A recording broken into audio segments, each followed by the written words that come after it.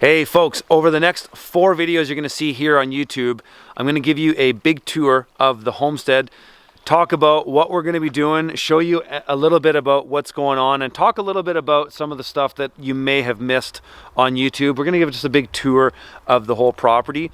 All of my daily vlogs, and I'm starting a daily vlog again, are going to be all up at fromthefield.tv. So if you want to see the details of all this stuff, that's where you got to go to check it out.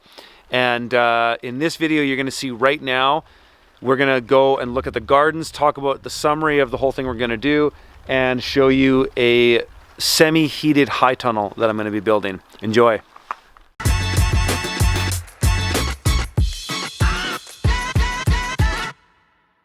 It is officially spring now, and it's a lot of melting happening. You know, I like most times of the year, but this time of the year I actually hate it. Especially up here, it's so muddy. I got a flat tire on my car today. It's a pain in the butt. But the beauty is it's springtime and things are gonna be happening. We're gonna be rolling with a lot of action on the homestead here.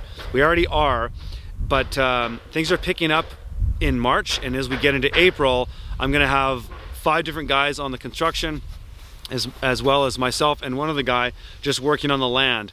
In this video, I just wanted to tell you a little bit about what I'm planning this season and what you can expect from me. So this video here is coming out on YouTube, and what I'm going to be doing going forward on YouTube is trying to publish at least 1 video a week, that's a weekly summary of what happened here on the homestead. There's gonna be a lot of stuff happening, but I'm vlogging every single day here on the homestead, and all that is exclusively at fromthefield.tv. So if you want to see my daily vlogs, that's where all of those are going to be. But we'll be doing these weekly updates here on YouTube for now. So just to give you an idea of what's happening on the homestead right now and what will be transpiring over the next little while. So right at the moment, we are working on finishing the interior of the greenhouse. We are almost finished putting up these, they're called FRPs. They're fiberglass something panels, and they basically make the walls in there waterproof. It's something I've wanted to do for a long time because it makes it washable. It really just will increase the longevity of a high humidity environment that's in this greenhouse. And so right now we're getting a lot of that stuff finished up. This should be operational in about a week's time, at least with the walls and the deck we're in the middle of doing right now. We got this big deck that comes out from my office, and it's actually going to be the nursery. The nursery of the greenhouse is going to be up high, and all the grow beds will be down below. The beauty of this greenhouse is because I have such a high ceiling in there, it's about, if you're standing at the back wall looking straight to the peak, it's about 28 feet high. So it's really high. Is that I've got a huge amount of area that I can verticalize, and that was my intention with this design. It also worked out this way because the way this greenhouse vents, it vents out the back side. You can't see where the vents are from here, and we haven't fully installed them yet, but it vents out that way, and so warm air comes in from the windows and it vents out the top. So we're working on getting that finished, and that should be done, like I said, in the next week or so. And I've officially started all of my garden starts, and that kind of ties into what I want this video to be called, that this is the most important growing season of my life, and I'll kind of circle back to that. But so we're going to be finishing at this greenhouse, and then we're going to be starting a lot of earthworks on the ground. I've just got a new Kubota 040, you can kind of see it from behind, 040 mini excavator, and I'm going to be running that machine a lot. I've already put 10 hours on it. I just got it last week. I put 10 hours just doing some driveway stuff and some basic stuff up here, but right where I'm standing right now is on one of the second terraces of this garden. So this garden has all these different terraces. So this is what I call terrace 1 down here. This is about 3,500 square feet total. It's kind of like a sliver. I can fit 16 beds down here. Well, 15 beds actually. They're 3 feet by 16 feet long, raised beds. We've already got the lumber for them. And then I can fit more along the sliver, and then we'll have all these raised beds on all these different terraces. And so as soon as this snow melts, we're going to be hitting the ground with that. And between these terraces, we're going to have fruit trees. I've ordered about 100 trees this year, and I've already started propagating a bunch of the stuff that I pulled from my food forest in Kelowna. I've already got my sea buckthorns, my raspberries, I've got some goji berries, I've got a ton of strawberries going, I've got and some thornless blackberries and some grapes. But I've also ordered a bunch more of that stuff. So some local nurseries in the area here have got me apple trees, apricot trees, more grapes, more of all the other things that I mentioned as well as chestnuts, hazelnuts, walnuts, all the different stone fruits. I've got a couple different plum varieties, a whole bunch of stuff. So, you know, if we were to fast forward to August this year, this garden is going to be very green with all kinds of stuff growing all over it.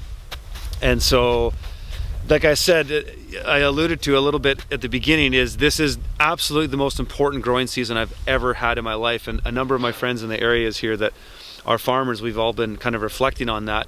There's already food shortages starting with a result of a lot of the geopolitical things that are happening right now. Massive fertilizer shortage worldwide. And yes, that's conventional fertilizer, but that can still affect the local food scene, because if all the conventional farmers are short at the harvest season, people who need food are going to buy food at whatever price, and that means they're going to gobble up the 1% of the market that is organic really quickly. So this is a very, very important growing season for a lot of growers in the area here.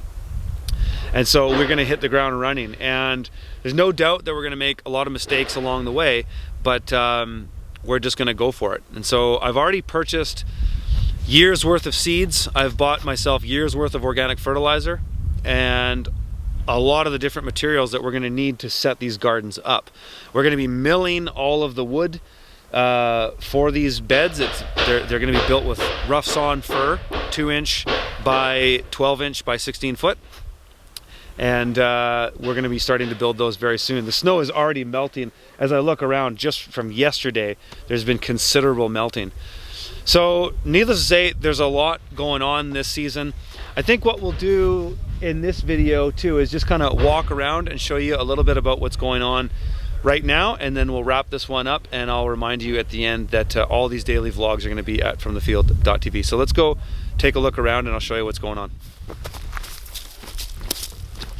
Wow, look at this river flowing.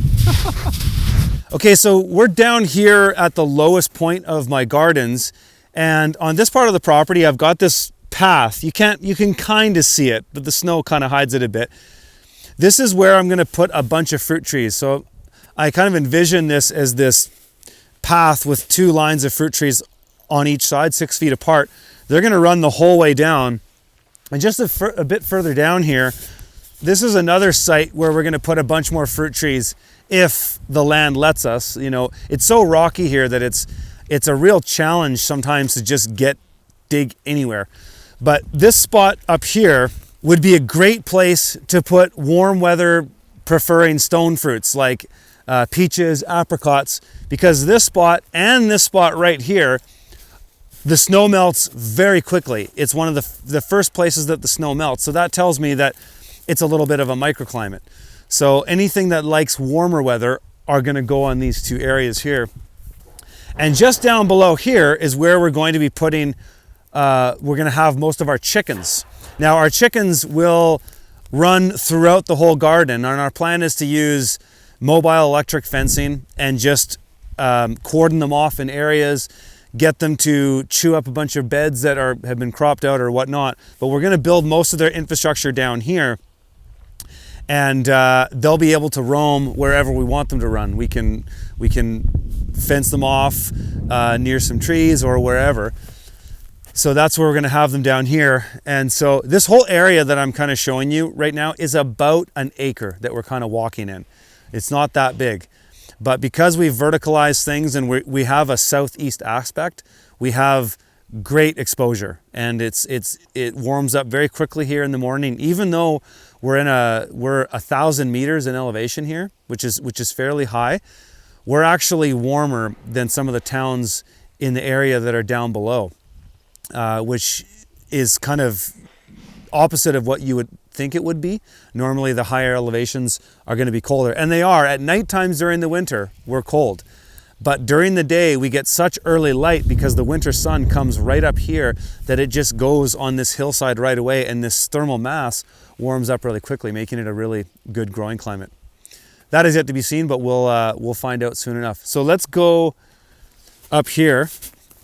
So this is where our house is gonna go. Fingers crossed that we can actually get this built, considering all the circumstances right now. But I do have all of my materials to build this house, to get it to a lock-up stage. So I've got all my framing materials, all my roof trusses, floor joists. I have all the hardware. I have everything to get this standing. And this house is a 2-story walkout. So this is where the bottom floor is going to be, plus about 3 feet. We haven't put the footings in or anything yet. And then it's a 9-foot basement, and then the second floor. And it's a simple passive solar home. It's facing the south-southeast, so it's about 15 degrees to the east, but mostly south. And it will be connected to the greenhouse garage here with a deck. There'll be a deck, there'll be a staircase that comes down here, and a big project. So a big thing for me this year was to really get away from the construction. Last year, I still am the general contractor on this project, but last year I was more involved in the construction that I wanted to be, and it kind of took me away from the land. But it's okay, I had to figure that out. But this year my goal is to really be off this. And so early April, I've got 5 guys on here full-time dedicated to building this. And so we're hoping that that's gonna make that happen quite quick. And myself and one other guy will be working on the land, doing forestry work, earthworks, building the gardens, chicken runs. I've got more greenhouses that we're gonna build as well. And I'll show you more of that as we look around. This is where I'm putting a greenhouse. And this is gonna be sort of a hybrid greenhouse. So this greenhouse here, my passive solar greenhouse, that is my warm greenhouse year-round. It's a nursery. It's where I'm going to do microgreens. It's where I'm going to have some tropical trees. I am going to put some more citrus in there. I got some passion fruits. I'm going to have grapes in there. We'll go and look in there in a minute. But this greenhouse is going to have a slightly different function. So this is going to be more or less your standard high tunnel. I've already got it. It's a kit that was sent to me from my good friend Andrew Manns from Manns Organics in Alberta there. And it's a caterpillar tunnel greenhouse, but I'm gonna make it a bit of a upgraded caterpillar tunnel. So what the plan is with this little landing, and I've got a bunch of crap here. There's some more roofing stuff here. This will all get cleared out. I'm going to put a concrete footing on this greenhouse, and I'm going to do the floor will have a thermal loop with 1/2-inch PEX. So there's a central boiler going in this property. It's actually going to go right there where that snowbank is, kind of between the garage and the greenhouse. There's going to be a wood boiler in there, and that boiler is going to be the central heating system of this entire property, because we have the cabin, we've got the garage, greenhouse, we've got the house, we've got this, and we're going to heat all of those buildings with one boiler that puts out about 200,000 BTUs an hour.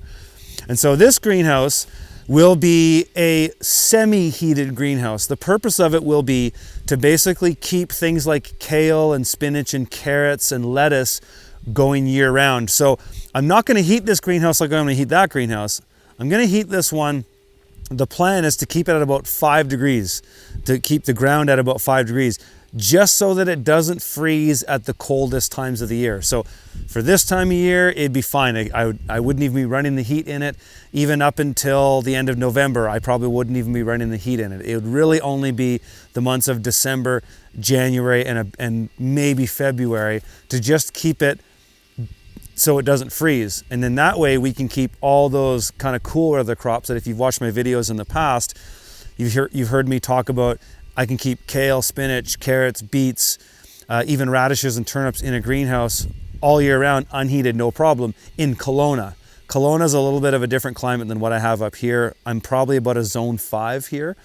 So I still do get some fairly cold nights at the coldest part of the winter. We've got down to minus 28 degrees Celsius here, even this winter. Not for long periods of time, but that's cold enough that it would jeopardize those types of crops in an unheated greenhouse. So the whole point of this is just, it's going to be 6 raised beds with a thermal loop, keeping the ground warm. I'm going to have gravel. There'll be a footing on the side, which I will insulate. I'll probably put a flashing on the corner of it, and the poly will go on top of, the bows and the poly will go on top of that. And the other idea is with it, it'll shed snow better because it'll be higher off the ground. So I won't have to worry about snow pushing in. When you have poly going right to the ground, snow will build up and it'll push that poly in. So the idea with this is to prevent that. And it'll be double layers. So we'll blow the air gap between the poly here and keep this, it'll again keep this greenhouse from freezing at the coldest times of the winter.